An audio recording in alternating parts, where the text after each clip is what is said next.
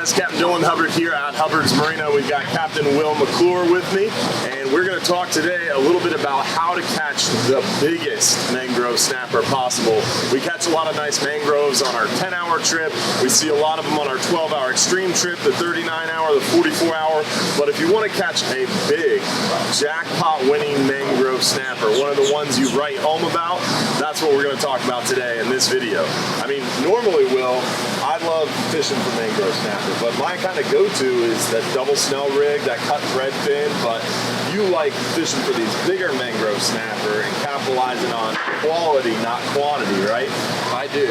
Yeah. And how would you do that? A lot of times you do it with a live bait, with a pinfish or pigfish, just any of that variety. Do you have a preference over a pinfish or a pigfish? I generally like a pinfish better, I think, because he's flashier down there, but there are times when the pigfish lasts longer, he lives longer, a little bit more hardy than a pinfish is. All right, so pinfish or pigfish, doesn't matter. Now, normally when we're looking for live baits in the bait well, when you're digging out baits, you're generally going after grouper, red snapper, something like that, amberjack. You want a bigger bait. For these mangroves, it's a little different, right? Yeah, the mangroves are a little different. They have a smaller mouth, naturally, and they'll eat a bait as big as their mouth is, but they just don't have that big of a mouth. So you're generally using a smaller size pinfish, not a hand-sized grouper or amberjack size bait. So you're looking for like a 3 to 4, maybe 5-inch pinfish. Yes, and he'll stuff it in there. You'll be surprised on how big of a live bait he'll get in his mouth, but it's hard for him to get that live bait in his mouth, and that's another trick with catching a mangrove on a live bait is they're hard to hook. Yeah, you a little bit more tricky with that double snell rig and that dead bait. They're quick biting. You're able to set the hook quickly. It's a lot easier. This live bait fishing for mangroves gets a little bit more challenging. Huh? Yeah, with the pinfish, he'll run around, just hang with it hanging out of his mouth, I guess. And sometimes you gotta just let him eat it and just take a guess when you think you got it. I got you. So you gotta feed him a little bit more. Yep. So normally with the dead bait, we're using double snell rigs. For this live bait option, you're like a single hook rig? I generally do a single hook rig, but if you've got a double hook rig on, my rule is if your double hook is too heavy for that pinfish and it's going to weigh him down to the bottom and he's not going to be able to move now, then don't fish with a double hook or go to a smaller hook. Okay, so smaller double snell rigs, you can just use that bottom hook furthest from your lead. Yeah. Or what you're going to do is just tie up a single hook rig? Yeah, a single hook, real easy. You could do a variety of knots right here. I'm just going to do a snail knot, sorry. Yeah, you like the snell knots, quick, easy, dirty. The nail knot's another good one. Or a nail, one of the two, yeah. And both of those knots are on our website page, on the Fishing Tips and Tricks page. But for your swivel here, you're going to use a nail knot. Yeah, I'll do the nail knot on the swivel. And leader length, on the East Coast and the Keys, they use long leaders. This is my maximum leader length just about right here. Yeah. 4 feet, 3.5 to 4 feet. And single hook, and with these light hooks here, you could have a second hook on top and it wouldn't weigh your pinfish down too much. So we're ready. We're ready. We'll slap this thing on the lead. The nail knot is just as quick as the snail knot. The nail knot's my favorite. If I'm tying a single hook or a swivel, I really like that nail knot. It's so fast. And you can do it without a tag even. All right, so now you got your pinfish, and there's a couple of different ways to hook your bait, or a couple of different ways we hook our bait, and there's reasons behind that too. Yeah. You can hook him in the nose. That's the general way to hook the pinfish. And if you talk to guys like John Martin, that's how he hooks all of his pinfish. When you say through the nose, you mean up under the chin and out the top? Yeah, that's what I mean. Up under the chin and out the top. And there's another way to hook them as well. Now this is good for any condition here, up under the chin and out the top. So whether it's high current, really deep water, out underneath the chin, out the top of the face is kind of the go-to. Yep, and if you see how I did it right through the middle there, if you come out the nostril, sometimes that hook will come out or foul. But if you go right through the middle there, it's harder and he stays on the hook well. So this is going to be able to rock at the bottom because as it goes down, it's going to be facing that lead. So if you're fishing deep water or fishing high current conditions, this is kind of your go-to method. Yeah, and this is even a perfect scamp rig too, right here. All right. Scamp like a smaller pinfish, like these mangrove snapper? Yeah.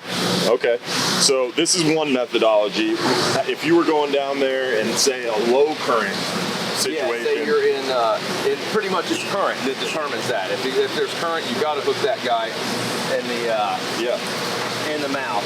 But if there's no current, and I would say you're in 160 feet or less, if you're in deep water, you can't hook him like this. But if you're in in the grounds, fishing for mangroves anywhere under 150 feet without much current, this is one of our favorite ways to hook a pinfish right here. Also, if the bite's a little picky, I feel like this works really well.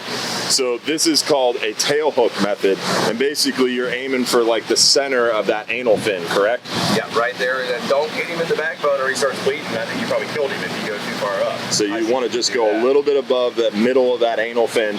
And what I like about this method is that lead is sitting on the bottom, and often these pinfish tend to fight and struggle, and they really kind of almost ring the dinner bell trying to swim away from that lead. Yeah, you'll feel him moving around that way. When you put a one in the nose, you really won't feel him swimming.